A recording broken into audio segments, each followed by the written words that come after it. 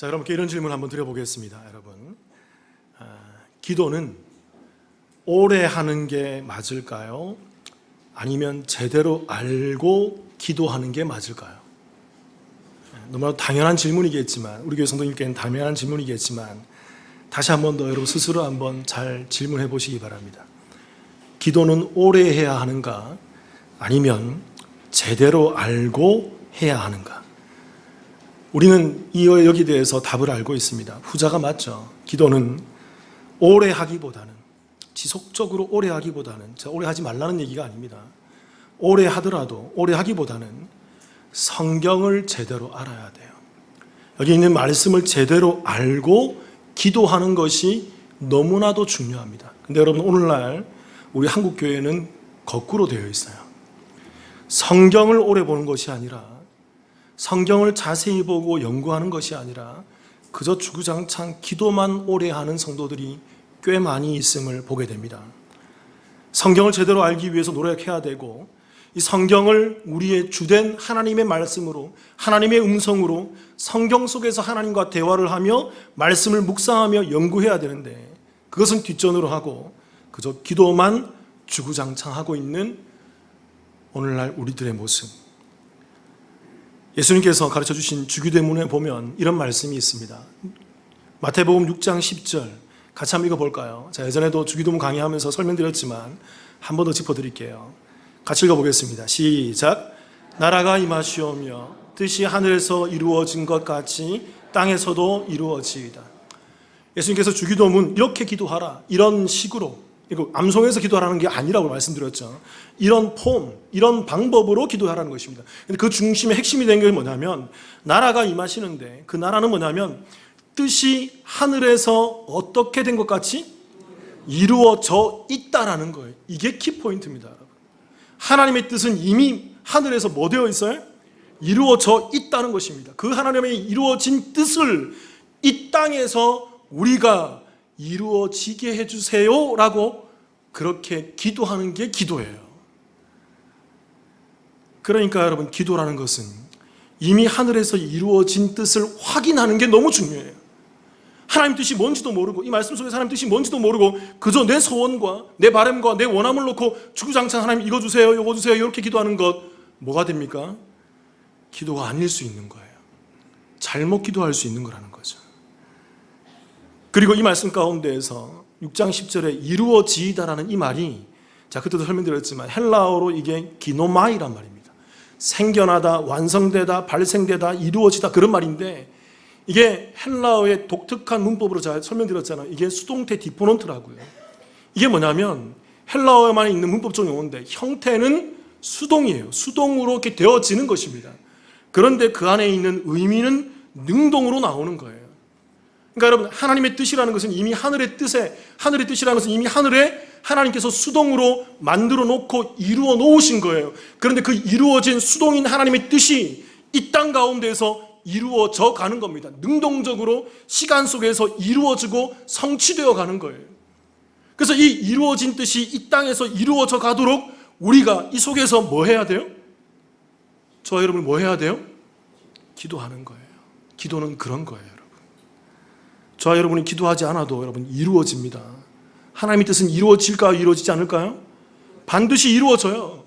그런데 성도라고 한다면, 내가 예수 믿고 하나님 뜻을 확인했다 그러면, 아, 이게 하나님 뜻이구나, 이게 하나님이 원하시는 바구나 라고 깨닫게 되어서 그 하나님의 역사의 현장 가운데, 하나님의 뜻 가운데 내가 그 자리에서 하나님의 뜻이 이루어지도록 함께 응원하고 함께 하나님 옆에서 함께 하나님의 사역을 감당하는 자로 서 있는 것, 그게 기도고 그게 성도의 자리라는 거예요. 그러니까 여러분, 기도라는 것은요, 그저 내 소원을 들어주세요, 내가 원하는 것을 이루어주세요, 그렇게 기도하는 게 아니에요. 이미 이루어진 뜻을 우리가 기도하는 것입니다. 그럼 질문 또 드려볼게요. 하늘에서 이루어진 그 뜻이라는 게 뭐죠? 우리 교회 성도님들 제가 누구장창 얘기했잖아요. 하나님이 이 땅에 이루어 놓으시고 이 땅에서 원하시는 게 뭐죠? 그게 바로 구원이라고요. 그래서 아담이 타락했고 예수님이 오시고 그 일을 위해서 예수님이 재림하시고 이 땅에, 이 하늘과 이 땅이 아니라 새 하늘과 새 땅이 도래하게 된 것입니다. 그 모든 것을 이루기 위해서 하나님이 구원의 그 일을 이미 창세 전에 하나님의 그 나라에서 이미 이루어 놓으셨어요. 그리고 이 땅에서 이게 이루어져 가는 것입니다. 그래서 저와 여러분은 이 땅에서 무엇을 위해서 기도해야 되죠? 하나님, 이 땅에서 그 구원이 성취되어 가도록 하나님 역사하십시오. 반드시 그 일이 성취될 것인데 하나님 그 나라가 이 땅에 속히 오시어 벗으라고 우리가 그 하나님의 구원을 놓고 이 땅에서 기도해야 된다는 것입니다. 이것이 성도들의 기도해야 될 그 기도 제목이라는 거예요. 그러니까 여러분 잘 알아야 돼요. 이러한 기도는 아무나 못합니다. 이런 하나님의 뜻을 위한 기도는요, 하나님에 의해서 택해진 자들만, 하나님에 의해서 그들이 잠을 자다가 깨어나서 구원이 무엇이고 예수가 무엇이고 하나님 나라가 무엇이고 그 새하늘과 새 땅이 소망되는 자들만이 이 땅에서 내 뜻이 아니라 내 소원이 아니라 하늘의 뜻을 확인하고 하나님의 이루어진 뜻을 그들이 깨닫고 나서 아 이게 아니구나 하면서 이 땅을 내려놓고 하늘의 뜻이 이루어지기를 위해서 기도하게 되는 거예요. 그게 기도라는 것입니다. 그러니까 여러분 그저 기도하는 것보다 더 중요한 것은 하나님의 뜻을 확인하는 게 너무나도 중요해요. 그러니까 여러분 기도하기보다는 저는 우리 교회 성도님께 말씀드려요. 그저 그냥 아무렇게 기도하기보다는 오래 기도하기보다는 너무나도 이렇게 막 이렇게 기도에 에너지 쏟기보다는 뭘 알아야 돼요? 여러분 말씀하는데 여러분 열을 다하고 말씀하는데 매진하십시오. 그렇기 때문에 여러분 주일날 오후에 진행하는 성경 공부에 나와야 돼요, 말아야 돼요? 여러분 말씀을 알아가셔야 돼요. 모르니까 잘못 기도하는 것입니다. 모르니까 잘못 살고 모르니까 잘못 믿고 모르니까 잘못 가서 거기서 일을 가는 거예요, 여러분. 자, 일을 가는 이유를 얘기했잖아요. 잘못 알고 있으니까 일을 가는 거예요, 거기서. 불의한 재판장의 비유는, 우리가 나누고 있는 이 불의한 재판장의 비유는 많은 성도들이, 많은 사람들이 강청 기도라고 오해를 하고 있어요. 항상 기도하고 낙심하지 말아야 한다라는 그 1절의 그 말씀의 의미에서 과부가 그렇게 지속적으로 재판장에 와서 내 원함을 들어주세요, 내 원통함을 들어주세요, 그렇게 지속적으로 요구하자 그 재판장이 마지못해서 결국에는 그 요청을 들어줬다는 것입니다. 그래서 이렇게 표면적으로 이해해서 예수님께서 그 낙심하지 말고 지속적으로 기도하면 하나님께서 들어주신다라는 그런 표면적인 이해로 이 말씀을 보고 있다는 거예요. 말씀을 보되 제대로 보지 않는 것입니다. 그러면서 이렇게 얘기해요. 응답 받을 때까지 기도해야 된다. 그게 기도의 방법이래요. 응답 받을 때까지 기도해야 된다. 그게 기도의 방식이래요. 저는 여러분 그런 말을 들을 때마다 개탄을 금할 수가 없어요. 하나님 뜻도 아닌데 내가 하나님께 하나님 이거 해주세요라고 주장창 기도하면 하나님이 들어주시나요? 그렇게 해서 하나님 응답 받았다고 합시다, 여러분. 그때 그 응답은 누가 하나님일까요, 여러분? 누가 하나님이에요?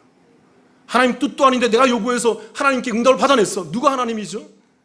우리가 믿는 하나님이 그런 하나님이십니까? 하나님 뜻을 변개해서 가면서까지 그 인간의 뜻을, 그 피조물인 인간의 뜻을 성취해주는 그런 하나님이세요? 그게 세속적인 종교예요. 그걸 샤머니즘이라 그런다고요. 그걸 무속신앙이라 그런다고요, 여러분. 잘 아셔야 돼요. 그래서 여러분 지난 시간 우리가 이 비유의 말씀을 이해하기 위해서 첫 번째로 나눴던 게 뭐냐면 그 토픽이 뭐였죠? 주제가 뭐였습니까? 첫 번째로 뭘 제대로 알아야 된다? 뭘 살펴봐야 된다? 일주일 만에 다 까먹으셨군요. 따라해 보겠습니다. 문맥을 살펴야 된다. 그래서 우리가 지난 시간에 이 말씀 가운데 이 불의한 재판장에 대한 말씀 가운데 이 18장에 나오지만 17장에 예수님께서 이 땅에 이미 임한 천국을 말씀하시고 그리고 아직 도래하지 않은 그 마지막 때 이 천국을 살고 있는 성도의 삶을 얘기하면서 그 노아의 때를 기억하라, 그 롯의 때를 기억하라 그러면서 마지막 심판을 말하면서 이렇게 얘기하셨다는 거죠. 기도하되 낙심하지 마라, 그렇게 얘기한다고요. 그러니까 여러분 성도의 기도는 이 땅에서 하나님 이거 주세요 저거 주세요가 아니라 이 땅에서 천국을 살고 예수 믿고 천국을 살고 있지만 아직 도래하지 않은 그 마지막 때를 바라보면서 하나님 내가 믿음으로 잘 살게 해주옵소서, 내가 믿음을 지키며 잘 감당하게 해주옵소서, 그리고 그 마지막 날이 이 땅에 임하게 해주옵소서. 그게 성도의 기도 제목이 되어야 한다고요. 그 기도를 하라는 말씀인 것입니다. 그리고 낙심하지 마라, 그 말은 뭘까요? 우리가 그렇게 살고 있지만 더디 오는 마지막 때를 바라보면서 더디 오는 그 마지막 때를 보면서 낙심하지 말라는 것입니다. 왜? 우리가 계시록 말씀을 살펴봤잖아요. 그날은 반드시 속히 일어날 일이라는 것입니다. 반드시 창세전에 예비되어 놓은 날이고 하나님께서 그날에 정말 도적같이 이 땅에 찾아오셔서 그 새하늘과 새 땅을 이루신다는 거예요. 그래서 우리는 그 믿음을 위해서, 그 천국을 위해서 기도하고 그렇게 낙심하지 않고 살아가야 한다는 것입니다. 불의한 재판장의 비유를 우리가 어떻게 이해해야 할까요? 이제 오늘은 두 번째와 세 번째를 나눠보겠습니다. 두 번째는 따라해 볼게요. 대조를 알아야 된다. 지난 시간에는 문맥을 살펴야 된다. 그러니까 전후 문맥을 알아야 된다는 거죠. 그래야만 이 비유가 뭔지를 알 수 있습니다. 이 전후 문맥을 모르면 이 비유를 항상 강청 기도로 오해하게 될 수밖에 없다고요. 근데 이 대조를 알아야 되는데 많은 사람이 이렇게 이해를 해요. 말씀을 보면 불의한 재판장이 하나님이다라고 이해하고, 이 과부가, 강청한 이 과부가 성도라고 이해해서 과부가 그렇게 지속적으로 나와서 기도해서 하나님께 그 불의한 재판장께 강청해서 그의 요구를 받아냈듯이 우리 성도들도 하나님께 지속적으로 나아가서 그렇게 끊임없이 기도하고 응답할 때까지 기도하면 하나님께서 들어주신다는 것입니다. 그렇게 이해하고 있어요. 그런데 말씀을 몇 가지만 짚어보더라도 우리가 이게 아님을 알 수 있습니다. 누가복음 18장 6절 같이 한번 읽어볼까요? 보세요. 같이 읽어보겠습니다. 시작. 주께서 또 이르시되 불의한 재판장이 말한 것을 들으라. 예수님께서 이 비유를 말씀하시면서 그 뒤에 이렇게 얘기해요. 어떤 재판장? 불의한 재판장이라. 공동번역 성경은 이것을 고약한 재판장이라고 번역했어요. 아주 고약하다. 그러니까 여러분, 재판장이 하나님이라 그러고 이 과부가 성도라 그런다면 이 비유의 결론에서 우리도 그 과부처럼 재판장에 나아가서 그렇게 강청 기도해야 돼, 끊임없이 기도해야 된다면 하나님은 어떤 하나님이 되세요? 이렇게 신성모독적인 해석이 어디 있습니까, 여러분? 이런 게 어디 있냐고요. 두 번째로 누가복음 18장 2절도 보세요. 제가 읽어볼게요. 보세요. 이르시되 어떤 도시에 하나님을 두려워하지 않고 사람을 무시하는 한 재판, 이 재판장이 뭐하고 뭐해요? 하나님을 뭐하지 않고 사람을 뭐해요? 반복하고 있잖아요. 4절에도 제가 읽어볼게요. 그가 얼마 동안 듣지 아니하다가 후에 속으로 생각하되 내가 누구를 두려워하지 않고 누구를 무시해? 여러분 잘 보세요. 성경의 크고 첫째 되는 계명이 뭐죠? 성경을 딱 압축하면 무슨 사랑이에요? 하나님 사랑, 이웃 사랑, 정확히 대치되는 장면이죠. 이 불의한 재판장은 내가 하나님을 무시하지 않고 그 사람도 무시해, 하나님도 사랑하지 않고 사람도 사랑하지 않는 정말 믿음 없는 사람, 정말 세상 속에서 하나님과 다른 사람이에요. 그런데 여러분, 이 비유에 등장하는 재판장을 하나님으로 비교해서 해석하면요, 정말 하나님의 말씀과는 대치가 됩니다. 이게 맞지가 않다고요, 여러분. 또 세 번째로 누가복음 18장 5절도 보세요. 제가 읽어볼게요. 이 과부가 나를 번거롭게 하니 내가 그 원한을 풀어주리라. 그렇지 아니하면 늘 와서 나를 괴롭게 하리라 하였느니라. 이 재판장이 과부의 청원을 들어준 이유가 무엇입니까? 지속적으로 찾아와서 끊임없이 얘기하니까 이 재판장이 들어준 의도가 순수한 의도가 아니죠. 무엇 때문에 들어줬어요? 두 가지. 멀었고 번거롭고, 두 번째 또 뭐 하기 때문에? 괴롭기 때문에. 너무 번거롭고 괴롭게 하기 때문에 불순한 의도예요. 그래서 여러분, 이 불의한 재판장과 하나님을 결부시켜서 우리가 이 불의한 재판장에게 나아가서 요구했던 과부처럼 우리도 하나님께 나아가서 그렇게 기도하면 응답해버린다고 얘기하고 그렇게 해석해버리면, 여러분, 하나님은 우리의 기도를 번거롭고 괴로워해서 마지못해서 응답하시는 분으로 전락시켜버리게 되는 거예요. 이해되십니까? 무슨 말인지. 하나님은, 그러니까 이게 속된 말로 이런 기도잖아요. 보좌를 흔드는 기도. 하나님의 보좌를 흔들어서 뭘 원해요? 뭘 성취해요? 내가 원하는 소원을 성취하는 그런 책도 있잖아요. 하나님의 보좌를 흔들라는 책도 있습니다. 그 책 읽어봤어요, 여러분. 전혀 성서적이지가 않아요. 전혀 성경적이지 않다고요, 여러분. 좀 전에 얘기했지만 하나님의 보좌가 흔들려서, 내가 흔들어서 내 원하는 것을 내가 성취하고 얻어낸다. 누가 하나님이에요? 그런 하나님이 하나님이에요? 그런 하나님이 하나님이라 그러면 그런 하나님 믿으시면 안 됩니다, 여러분. 그 하나님보다 누가 더 강해요? 보좌를 흔들어서 하나님께 내가 뭔가를 얻어내면 내가 더 강한 거죠. 내가 주된 거죠. 그걸 하나님이라고 그러지 않습니다. 매우 신성모독적인 해석인 거예요. 또 네 번째로 누가복음 17장 8절을 보세요. 이 말씀을 해석을 못해요, 사람들이. 누가복음 18장 7절. 18장 7절 제가 읽어볼게요. 보세요. 하물며 하나님께서 그 밤낮 부르짖는 누구? 택하신 자들의 원한을 풀어주지 아니하겠느냐? 그들에게 오래 참으시겠느냐. 여기서 중요한 키워드는 뭐냐면 하물며라는 단어입니다. 이 단어가 헬라어로 데라는 말인데 이게 역접 접속사, 이게 반대의 의미, 비교, 같다가 아니라 그리고가 아니라 역접, 그러나라는 말이에요. 그러나는 같단 말입니까? 다르다는 말이에요? 다르다는 얘기죠. 그러니까 이 말은 이런 거예요. 18장 7절은 뭐냐면 다시 띄워보세요. 18장 7절은 그러나 앞에서 불의한 청지기와 과부는 그렇게 했지만 하나님은 그 과부와 불의한 청지기와 같다 다르다? 다르다는 것을 얘기하는 거예요. 이 다름을 알아야 되는 것입니다. 그러나 하나님께서는 그 밤낮 부르짖는 누구들? 과부가 아니에요. 누구예요? 택하신 자들의 뭘 풀어주지 않느냐? 원한을 들어준다, 들어주지 않는다? 들어주신다라는 거예요. 그 불의한 재판장은 들어주지 않았잖아요. 계속 얘기하는데 들어주지 않다가 그가 너무 귀찮고 너무 괴롭고 너무 번거로우니까 마지못해서 들어줬지만 하나님은 마지못해서 들어주는 분이 아니라 그가 부르짖는 그 기도를, 택한 자들의 기도를 바로 응답하신다 안 하신다? 바로 응답해 주신다라는 거예요. 앞에 있는 비유의 내용과 전혀 다름을 얘기하고 있습니다. 그리고 18장 7절 뒤에 보세요. 그들에게 오래 참으시겠느냐? 이 말은 오래 참는단 말입니까? 바로 응답하신다는 얘기입니까? 바로 응답한다. 비유와 전혀 다른 일을 하고 있다고요. 그러니까 여러분, 우리가 이 비유를 받아들여서 잘못 해석해서 우리가 하나님의 보좌를 흔들고 지속적으로 응답하실 때까지 과부처럼 끊임없이 40일 기도, 100일 기도, 1000일 기도 하면서 막 기도해서 하나님이 응답하실 때까지 기도해야 돼 라고 말하는 것은 이 비유를 잘못 해석하는 거예요. 하나님에 대해서 신성모독하는 것입니다. 정말 잘못 알고 있는 거예요. 하나님은 불의한 재판장과는 대조되는 분입니다. 다른 분인 것입니다. 그와는 다른 분인 거예요. 그래서 여러분, 비유에 나오는 불의한 재판장과 하나님, 이 과부와 성도, 이것은 비교가 아니라 뭐예요?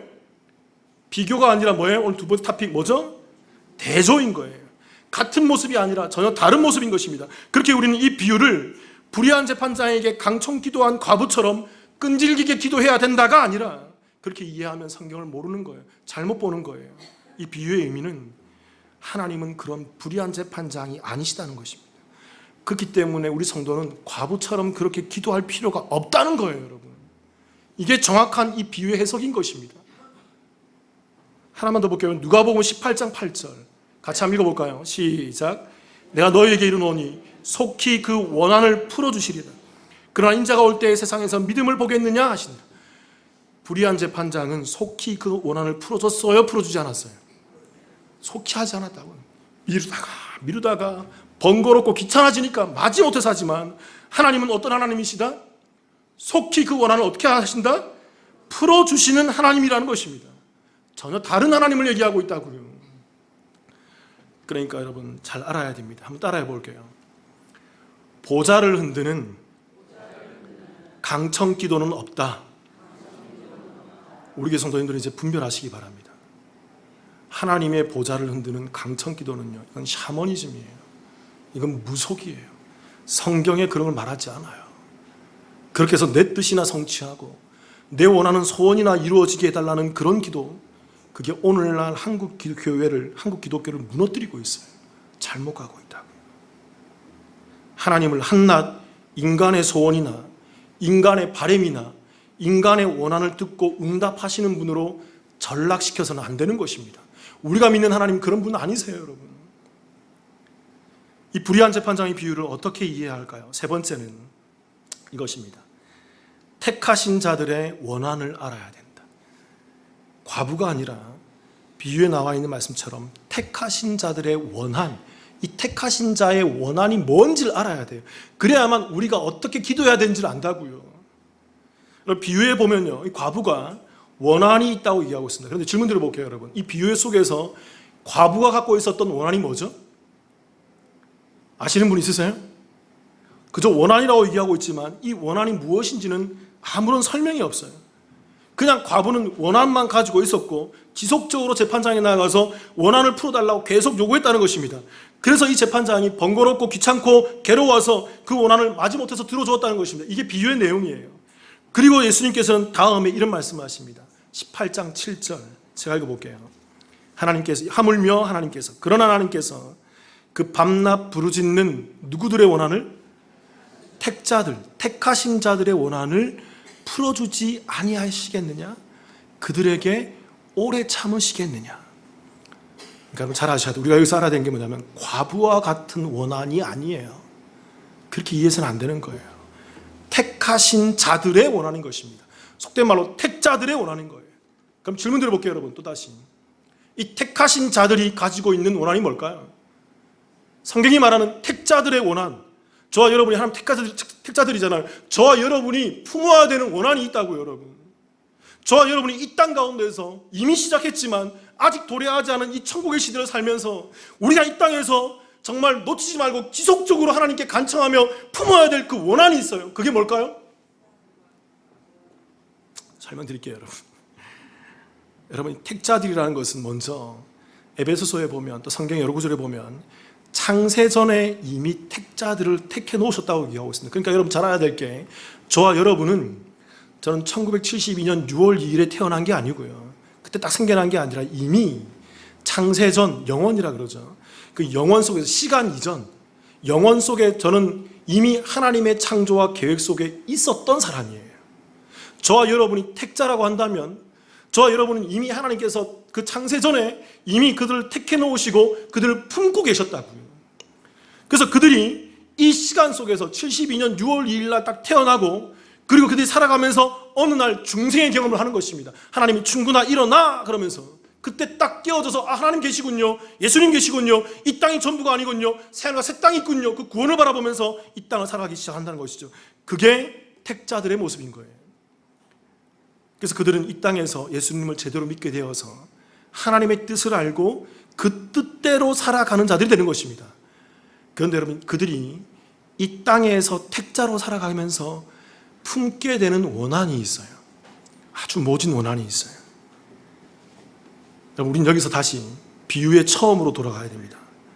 예수님께서 18장 1절에서 기도하라, 낙심하지 마라 라고 말씀하셨습니다. 지난 시간에 배웠잖아요. 지난주에. 그렇게 택자들은 이 땅에서 믿음으로 시작된 천국을 살고 아직 도래하지 않은 그 천국을 소망하면서 믿음으로 살아가는 것입니다. 그런데 여러분, 우리가 살아가는 이 땅, 아직 이미 시작했지만 아직 도래하지 않은 이 시간의 삶, 이 천국의 삶이 완벽해요? 완벽하지 않아요? 완벽하지 않다고요. 아직 완성된 천국이 아니기 때문에 이 죄된 이 땅의 시험과 유혹과 여러 가지 나를 약하게 만들고 넘어뜨리는 그 세상적 죄된 모습 가운데서 우리는 넘어지고 또 넘어지고 또 넘어지고 또 넘어지면서 힘든 신앙의 여정을 살아가게 되는 것입니다. 그래서 여러분, 이 땅에서 이 택자들은요, 어찌할 수 없는, 내가 믿는 사람이지만 내가 택자들이지만 어찌할 수 없는 자신의 그 죄를 바라보면서 자꾸 넘어지게 되는, 나 예수 믿는데 넘어져, 나는 택한 사람이 맞는데 넘어져, 나 예수 믿고 그 믿음으로 천국 갈 것인데 넘어져. 그런 자신의 나약한 죄를 바라보면서 이 사망의 몸에서 누가 나를 건져내랴라는 그 바울의 고백처럼 하나님께 간구하며 살아가는 것입니다. 그러면서 이렇게 기도해요. 하나님, 나를 도와주옵소서. 나는 여전히 죄인입니다. 나는 하나님이 아니면, 예수님이 아니면 나는 구원받을 수 없는 존재고 나의 스스로 어떻게 할 수 없는 존재입니다. 하나님, 나를 불쌍히 여겨주세요. 나를 긍휼히 여겨주세요. 내가 죄인입니다라는 이 고백, 이 원한이 우리 가운데 있다라는 것입니다. 사랑하는 성도 여러분, 이 원한이 저와 여러분 가운데 있나요? 이들이 택자예요. 이들이 택자라고요. 그리고 이 택하신 자들은 이 원한 속에서 지속적으로 하나님께 나와서 이 기도를 올리는 거예요. 하나님, 내가 예수 믿는다고 하지만, 내가 목사라고 하지만, 내가 장로, 권사, 집사, 내가 수십 년 동안, 자, 얘기했잖아요. 저는 5대째 친노기 집안이라고, 외가적으로는. 친가적으로는 4대째 집안이라고요. 내가 그렇게 거창한, 대단한 그런 족보를 가지고 있는 집안 사람이지만, 그러나 여전히 나는 죄인이고, 넘어질 수밖에 없는 죄인입니다, 주님. 나를 불쌍히 여겨주세요. 긍휼히 여겨주시옵소서. 여러분, 이게 왜 택자들의 원한이냐면요. 자, 얘기했잖아요. 지난주에. 비유는 문맥, 전후, 좌우를 잘 살펴봐야 된다. 그래서 우리가 지난주에 이 18장 전에 있는 17장을 살펴봤잖아요. 그리고 이 불의한 재판장 이 비유 다음에 또 다른 비유가 하나 연이어서 나옵니다. 이 비유에 바로 이어서, 그게 바로 어떤 비유냐면 바리새인과 세리의 기도의 비유예요. 거기에 이런 말씀이 있습니다. 누가복음 18장 13, 14절 제가 읽어볼게요. 보세요. 이런 말씀이 있어요. 세리는 멀리 서서 감히 눈을 들어 하늘을 쳐다보지도 못하고 다만 어떻게 하며 가슴, 이 원한이라는 거예요. 사무치는 원한이라는 거예요. 가슴을 치며 이르되 하나님이여 불쌍히 여기소서 나는 죄인으로소이다 하였느니라. 14절 내가 너에게 이르노니 이에 저 바리새인이 아니고 이 사람이 뭐하심을 입고 의롭다, 그가 의롭다, 그가 택자라는 것입니다. 그가 의롭다 하심을 받고 그의 집으로 내려갔느니 그가 응답받았다는 거예요. 무릇 자기를 높이는 자는 낮아지고 자기를 낮추는 자는 높아지리라. 교만하고 겸손한 근거를 얘기하는 게 아니라 내 죄를 고백하는 자들이에요. 내 죄가 저 바다보다 깊고 내 죄가 저 산보다 높습니다. 내가 예수 잘 믿는다고 생각하고 내가 여전히 예수 믿는 믿음을 가면서 예배 드리고 있는다고 생각하는데 여전히 나약한 나의 모습이 주님 죄된 모습밖에 나오지 않네요. 내가 여전히 내가 죄인의 개수고 이 사망의 몸에서 내가 어찌할 수 없는 그런 존재네요. 사도인 바울이 그런 고백한다고요. 죄밖에 안 나온다고 자신의 삶 가운데에서. 그래서 이 죄로 인해 사무치는 기도를 가슴을 치며 하는 이 세리를 하나님께서 의롭다, 그가 의인이다, 그가 응답받았다, 그가 택한 자라고 이 비유 다음에서 설명을 하고 있다는 것입니다. 그리고 여러분 오늘 비유의 마지막 절에 이런 말씀이 있어요. 18장 8절 같이 읽어볼까요? 시작. 내가 너희에게 이르노니 속히 그 원한을 풀어주시리라. 그러나 인자가 올 때 세상에서 믿음을 보겠느냐 하시니라. 인자가 올 때 세상에서 믿음을 보겠느냐, 이 말은 믿음을 볼 자가 많이 있다는 거예요? 적게 있다는 거예요? 여러분 그 생명으로 인도하는 문은 좁고 협착하여 그 길을 찾는 자가 적음이라고 얘기하잖아요. 제가 얘기했잖아요. 적다라는 말이 이게 미크로스, 이게 알갱이 한둘이에요. 소금 알갱이 한둘이라고요. 매우 적음을 얘기하는 것입니다. 그러니까 여러분 인자가 올 때 세상에서 믿음을 보겠느냐, 없다가 아니라 있지만 매우 적다라는 것입니다. 마지막 때를 얘기하는 거예요. 그 마지막 때에 이 세상 가운데에서 믿음을 볼 수 있는 자가 있겠느냐라는 이 8절의 질문에서 예수님이 그 다음에 해답으로 제시하는 비유가 바로 바리새인과 세리가 기도하는 그 비유예요. 그 비유에서 마지막 믿음을 보이는 그 기도하는 사람이 누굽니까? 세리예요. 하나님 나를 불쌍히 여기소서. 내가 죄인입니다. 내가 죄인입니다. 가슴을 치며 그 원한 속에서, 그 사무치는 원한 속에서 하나님 내가 죄가 없는 그 새하늘과 새 땅을 소망합니다. 그 죄가 빠져버린 그 땅과 그 하늘을 소망합니다. 그 땅이 속히 임해 주옵소서라고 이 땅에서 주의 심판과 재림과 그 날을 위해서 기도하는 성도들, 그게 성도의 기도라는 것입니다. 마지막 때를 사는 성도들의 기도라는 것은요, 우리가 서두에 나눴듯이 그 주기도문, 하늘에서 이루어진 뜻이 이 땅에서 이루어지는 것이 마지막 때를 사는 성도들의 기도인 거예요. 그래서 이 성도들은 하나님의 이루어진 그 뜻을 바라보면서 내가 죄인임을 깨닫고 여전히 이 땅에서 내가 되지 않음을 깨닫고 내게는 오직 하나님밖에 없습니다. 나는 하나님이 아니면 안 됩니다라는 이 심령의 가난과 이 애절함과 이 애통함 속에서 하나님께 나와서 주님밖에 없습니다라고 기도하는, 우리가 비유에 나눴던 그 잃어버린 양과 잃어버린 드라크마와 잃어버린 둘째 아들의 자리에 있는 기도예요. 그들이 그 속에서 그것밖에 기도 못한다.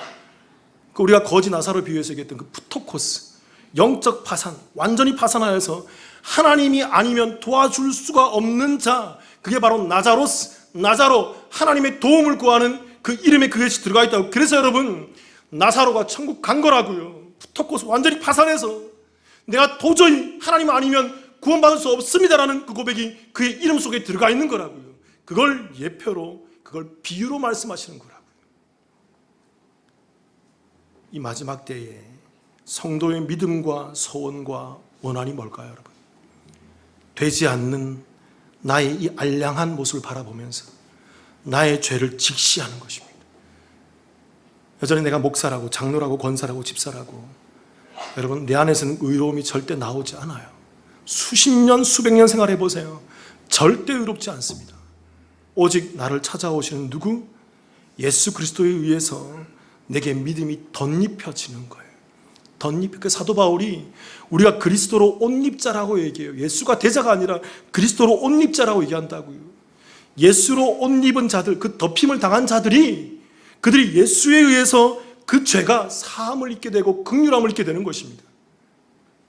사랑하는 성도 여러분, 저와 여러분들이 이 마지막 때 속에서 이 믿음으로 그 때를 바라보며 제대로 기도하고 그 원한을 품고 그 믿음으로 기도하며 나아가는 하나님의 택한 자들이기를 주님의 이름으로 축원합니다.